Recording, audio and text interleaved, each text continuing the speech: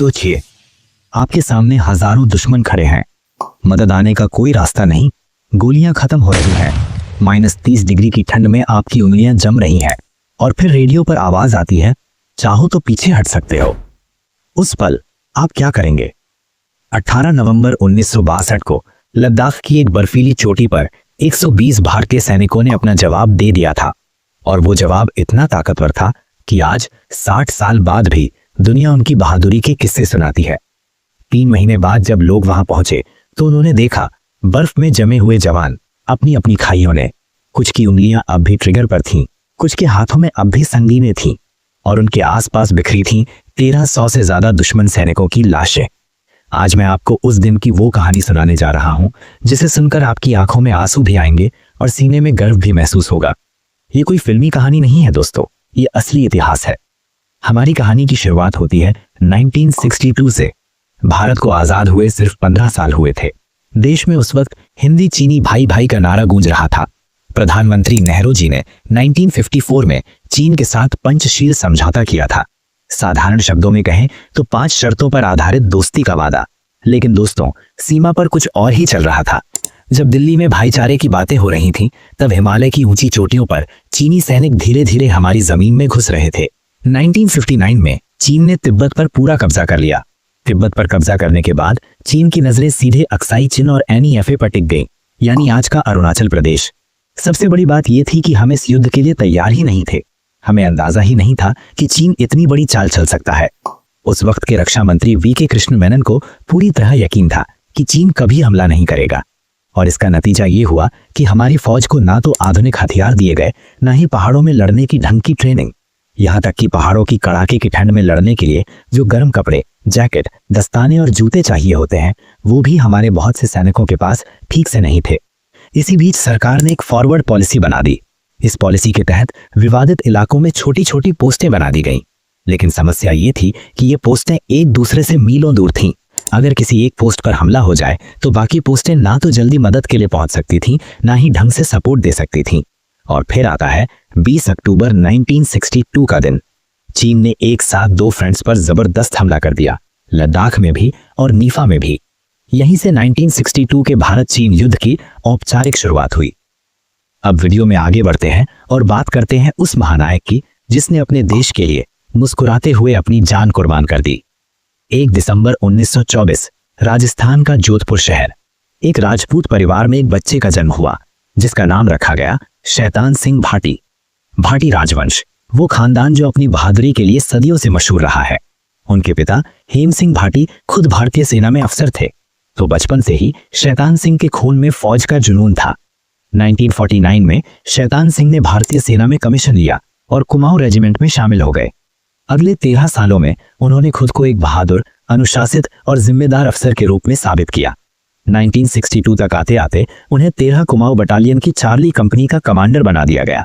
अब यहाँ एक बात सोचिए, शैतान नाम सुनकर आपके दिमाग में कैसा चेहरा आता है? कठोर, कड़क अफसर। लेकिन असलियत इससे बिल्कुल उलट थी। मेजर शैतान सिंह अपने नाम के बिल्कुल उलट दिल से बहुत नरम थे। उनके जवान उन्हें प्यार से देवता कहते थे, क्योंकि वो सिर्फ कमांडर नहीं थे, एक बाप की तरह, एक बड़े भाई की तरह अपनी कंपनी का ख्याल रखते थे। जब दूसरे अफसर अपने टेंट में बैठकर आराम से खाना खाते थे, तो मेजर शैतान सिंह जवानों के साथ जमीन पर बैठकर खाना खाते थे। जब कोई जवान बीमार पड़ता तो वो खुद जाकर उसका हालचाल पूछते। उनकी कंपनी के ज्यादातर जवान हरियाणा के अहिरवाल इलाके से थे, रेवाड़ी, नारनौल, महेंद्रगढ़ और आसपास के गांवों से। ये मैदानों के लोग थे, किसान परिवारों के बेटे थे जिन्होंने बचपन से मेहनत और सादगी भरी जिंदगी देखी थी। लेकिन मेजर शैतान सिंह पर उनका भरोसा इतना गहरा था कि कई लोग कहते थे कि अगर साहब कह दे तो हम आग में भी कूद जाएं। और 18 नवंबर को उन्होंने साबित कर दिया कि ये सिर्फ कहने की बात नहीं थी। अब आगे बढ़ने से पहले थोड़ा सा भूगोल समझ लेते हैं। ये लड़ाई कहाँ हुई? अगर आप ये समझ गए तो पूरी कहानी और साफ नजर आएगी। लद्दाख नाम सुनते ही दिमाग में आता है बर्फ से ढकी ऊंची चोटियां, खामोश सुनसान घाटियां, पतली हवा जहां सांस लेना भी मुश्किल हो जाए। इसी लद्दाख में एक बेहद अहम जगह है, चुशूल घाटी। ये इलाका रणनीतिक तौर पर बहुत ज्यादा महत्वपूर्ण है। अगर कोई दुश्मन सेना चुशूल के पास तक पहुंच जाए तो वहां से चुशूल एयरफील्ड और फिर लेह तक रास्ता खुल सकता है, और अगर लेह पर कब्जा हो जाता तो पूरा लद्दाख खतरे में आ सकता था। इसी चुशूल घाटी के दक्षिणी छोर पर है रेजालांग। 16,404 फीट की ऊंचाई पर एक सकरा पहाड़ी दर्रा। अगर चीनी सेना इस दर्रे को पार कर लेती तो वो सीधे चुशूल घाटी में घुस सकती थी। इसलिए रेजालांग सिर्फ एक पहाड़ी दर्रा नहीं था, ये भारत की सुरक्षा की आखिरी लाइन थी। और इस आखिरी लाइन की जिम्मेदारी दी गई मेजर शैतान सिंह और उनकी चार्ली कंपनी को। अक्टूबर 1962 में जब चार्ली कंपनी रेजालांग पहुंची तो उन्हें बहुत सख्त हकीकत का सामना करना पड़ा। सबसे पहले मौसम। नवंबर का महीना, तापमान -20 से -30 डिग्री सेल्सियस के बीच, बर्फीली हवाएं इतनी तेज कि इंसान को गिरा दे। एक जवान ने बाद में बताया, साहब वहां इतनी ठंड थी कि पानी पीने के लिए बर्फ पिघलानी पड़ती थी, और जब हम बंदूक छूते थे तो हमारी उंगलियां धातु पर चिपक जाती थीं। दूसरी समस्या हथियार। उनके पास थी द्वितीय विश्व युद्ध के जमाने की पुरानी .303 ली एनफील्ड राइफलें। हर गोली चलाने के बाद राइफल को हाथ से रीलोड करना पड़ता था। इस पूरे प्रोसेस में 4 से 5 सेकंड लग जाते थे। और उधर चीनियों के पास आधुनिक ऑटोमेटिक राइफलें थीं जो बिना रुके लगातार फायर कर सकती थीं। गोला बारूद भी सीमित था। हर जवान के पास सिर्फ करीब 50 राउंड थे। सोचिए, 50 गोलियां और सामने हजारों दुश्मन। तीसरी समस्या भूगोल। रेजालांग की बनावट ऐसी थी कि भारतीय तोपें यहां तक सीधा गोला दाग ही नहीं सकती थी। इसका मतलब यह था कि अगर हमला हुआ तो इन 120 जवानों को बिल्कुल अकेले मोर्चा संभालना होगा। चौथी समस्या संख्या। चार्ली कंपनी में सिर्फ लगभग 120 सैनिक थे और इंटेलिजेंस रिपोर्ट्स बता रही थी कि चीनी सेना हजारों की संख्या में इकट्ठा हो रही है। लेकिन मेजर शैतान सिंह ने हार मानने के बजाय तैयारी तेज कर दी। उन्होंने पूरी पोस्ट को कई छोटे छोटे सेक्शंस में बांट दिया। उन्होंने अपने जवानों से साफ कहा कि देखो भाइयों, हालात मुश्किल है, ये मैं जानता हूं, लेकिन हमें ये जगह संभालनी है। इसलिए हम यहाँ खाइयां खोदेंगे, बंकर बनाएंगे और हर इंच जमीन के लिए लड़ेंगे। बर्फ से जमी हुई कठोर जमीन में खाइयां खोदना बहुत मुश्किल था, लेकिन जवानों ने दिन रात मेहनत की। 17 नवंबर 1962 की रात पूरा रेजांगला एक अजीब सी खामोशी में डूबा हुआ था। लेकिन ये वो खामोशी नहीं थी जो शांति देती है, ये वो खामोशी थी जो तूफान आने से पहले होती है। पिछले कुछ दिनों से भारतीय पेट्रोलिंग पार्टियों ने रिपोर्ट की थी कि चीनी फौज की हलचल बढ़ गई है। दूरबीन से देखने पर हजारों चीनी सैनिक दिखाई दे रहे थे जो रेजांगला की तरफ बढ़ रहे थे। मेजर शैतान सिंह जानते थे कि हमला जल्द ही होने वाला है। उन्होंने अपने सभी सेक्शन कमांडर्स को बुलाया और कहा, आज रात सबको फुल अलर्ट रहना है, किसी को सोना नहीं है। हर एक बंकर में कम से कम 2 जवान जागते रहेंगे। गोला बारूद चेक करो, राइफलें साफ करो और हर चीज तैयार रखो। रात के खाने के बाद मेजर साहब हर सेक्शन में गए। कुछ जवान अपनी खाइयों में बैठे थे, कुछ एक दूसरे से धीमी आवाज में बातें कर रहे थे। एक जवान अपनी पत्नी की फोटो देख रहा था। मेजर साहब ने उसके कंधे पर हाथ रखा और कहा, बहुत प्यारी है, इंशाअल्लाह जल्द ही तुम घर जाओगे और उससे मिलोगे। उस जवान ने फोटो चूमी और अपनी जेब में रख ली। उसकी आंखों में आंसू थे लेकिन चेहरे पर दृढ़ता थी। एक और जवान चुपचाप अपनी मां के लिए दुआ कर रहा था। एक ने अपनी डायरी में अपने बच्चों के लिए कुछ लिखा। सब जानते थे कि शायद ये आखिरी रात हो, लेकिन किसी ने कायरता नहीं दिखाई, किसी ने पीछे हटने की बात नहीं की, क्योंकि वो सब जानते थे उनके साहब उनके साथ है, और जब साहब साथ है तो फिर डर किस बात का। 18 नवंबर की सुबह, अभी अंधेरा था, बर्फीली हवाएं चल रही थीं और तापमान -25 डिग्री पर था। सुबह करीब 3:30 पर एक जवान ने अपनी खाई से बाहर झांक कर देखा। अचानक उसकी सांस रुक गई। दूर दूर तक बर्फ पर रेंगती हुई सैकड़ों परछाइयां दिखाई दे रही थीं।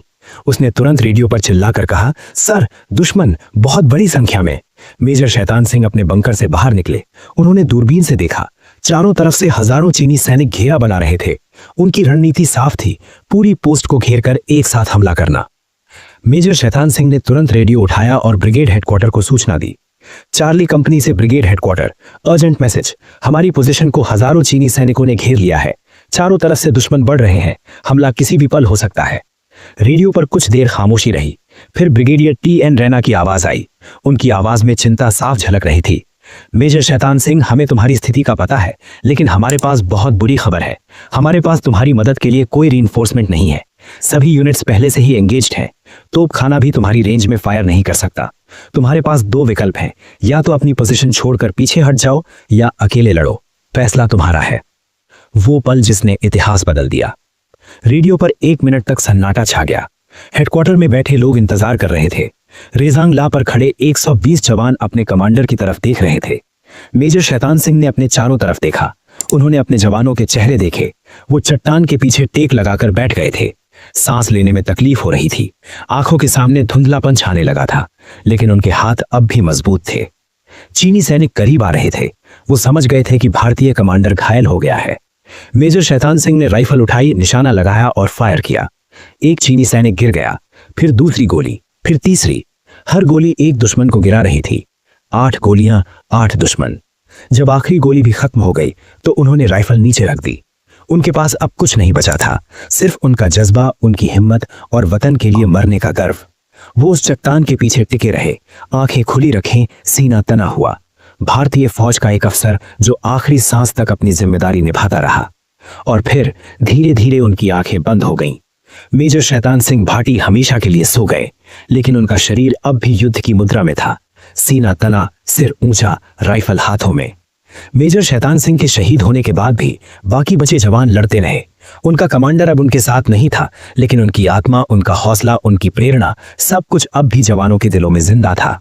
सुबह करीब 9 बजे तक चीनी फौज ने छठी लहर भेजी थी। इतने हमलों के बाद भारतीय जवानों की संख्या अब बहुत कम रह गई थी। एक एक करके हर सेक्शन खामोश होता गया, लेकिन खामोश होने से पहले हर सेक्शन ने दुश्मन को भारी नुकसान पहुंचाया। सेक्शन नंबर 8 के कमांडर नायक हरफूल सिंह ने अपने 5 बचे हुए जवानों के साथ अंत तक लड़ाई लड़ी। जब उनके पास कुछ नहीं बचा तो उन्होंने अपने ग्रेनेड फोड़े, खुद को और आसपास के दुश्मनों को उड़ा दिया। वो 6 चीनी सैनिकों को अपने साथ ले गए। सेक्शन नंबर 5 में सिर्फ 3 जवान बचे थे। उन्होंने तय किया कि वो अपनी खाई से बाहर निकलकर दुश्मन पर धावा बोलेंगे। वो तीनों चीनी सैनिकों के बीच में घुस गए और हाथों हाथ लड़ाई में 9 दुश्मनों को मार डाला। फिर वो तीनों भी शहीद हो गए। करीब 9:30 बजे तक रेजांगला पर खामोशी छा गई। गोलियों की आवाज बंद हो गई, चिल्लाहट खत्म हो गई। 120 में से 114 जवान शहीद हो चुके थे। सिर्फ 6 जवान बुरी तरह घायल होकर बेहोश पड़े थे, जिन्हें चीनी सैनिकों ने मरा हुआ समझकर छोड़ दिया था। लेकिन चीनी फौज को भी भारी कीमत चुकानी पड़ी। अनुमान के मुताबिक उस दिन रेजांगला पर 1300 से 1500 चीनी सैनिक मारे गए थे। एक चीनी अफसर ने बाद में अपनी रिपोर्ट में लिखा था, हमने कभी ऐसी प्रतिरोध नहीं देखी। ये भारतीय सैनिक मरने के बाद भी हमें डरा रहे थे। हमारी 5 कंपनियां लगभग खत्म हो गईं। चीनी फौज ने रेजांगला पर कब्जा तो कर लिया, लेकिन वो इतने घायल हो चुके थे कि आगे बढ़ने की हिम्मत नहीं कर पाए। त्रिशूल घाटी उनके हाथ से निकल गई। नवंबर 1962 में युद्ध खत्म हो गया था। चीन ने एक तरफा युद्ध विराम की घोषणा कर दी और अपनी फौज को पीछे खींच लिया। लेकिन रेजांगला अब भी बर्फ में दफन था। कोई नहीं जानता था कि वहां क्या हुआ था, मेजर शैतान सिंह और उनके जवानों का क्या हुआ।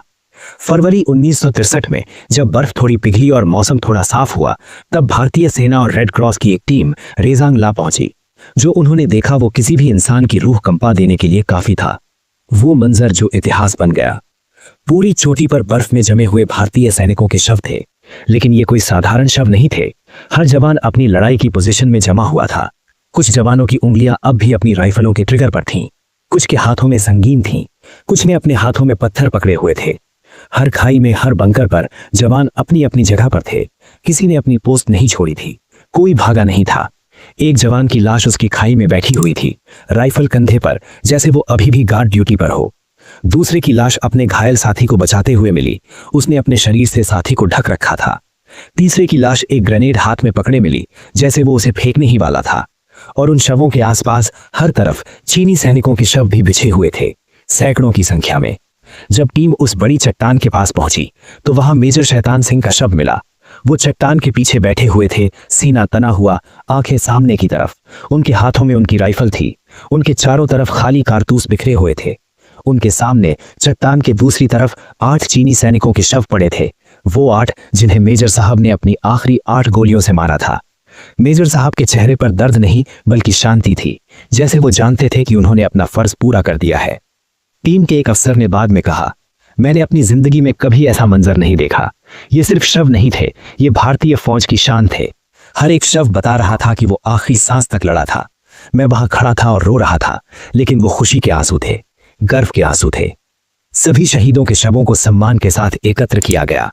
18 फरवरी 1963 को, ठीक 3 महीने बाद, उन सभी का अंतिम संस्कार पूरे सैन्य सम्मान के साथ किया गया। मेजर शैतान सिंह के शव को जोधपुर लाया गया, जहां उनके परिवार और हजारों लोगों ने उन्हें आखिरी सलामी दी। मेजर शैतान सिंह के असाधारण साहस, नेतृत्व और सर्वोच्च बलिदान के लिए उन्हें मरणोपरांत परमवीर चक्र से सम्मानित किया गया, भारत का सबसे बड़ा वीरता पुरस्कार। चार्ली कंपनी के दूसरे बहादुर जवानों को भी कई सम्मान दिए गए। वीर चक्र, नायक गुरुम सिंह, लांस नायक सिंह राम, नायक हुकुमचंद, लांस नायक रामचंदर, सेना मेडल, कई दूसरे जवानों को। मेंशन इन डिस्पैचेस, पूरी चार्ली कंपनी को। रेजांगला युद्ध स्मारक। रेजांगला पर एक युद्ध स्मारक बनाया गया है जहां उन 114 बहादुरों के नाम अंकित हैं। हर साल 18 नवंबर को भारतीय सेना वहां श्रद्धांजलि देने जाती है। स्मारक पर लिखा है, हमारे कल ताकि तुम्हारा आज। 13 कुमाऊं रेजिमेंट का गौरव। 13 कुमाऊं रेजिमेंट को इस वीरता के लिए बैटल ऑनर रेजांगला दिया गया। आज भी जब इस रेजिमेंट के जवान परेड करते हैं तो वो गर्व से चिल्लाते हैं, रेजांगला की जय, मेजर शैतान सिंह अमर रहे। तो दोस्तों, अगर मेजर शैतान सिंह और उनके 120 बहादुरों की ये कहानी ने आपके दिल को छुआ है, अगर आपके भी सीने में गर्व महसूस हो रहा है, तो इस वीडियो को लाइक करें ताकि ये कहानी और लोगों तक पहुंचे। इसे शेयर करें अपने दोस्तों परिवार के साथ। खासकर युवा पीढ़ी को ये कहानी सुनानी चाहिए। हमारे चैनल को सब्सक्राइब करें ऐसे ही और वीरों की गाथाओं के लिए। कमेंट में बताएं आपको ये कहानी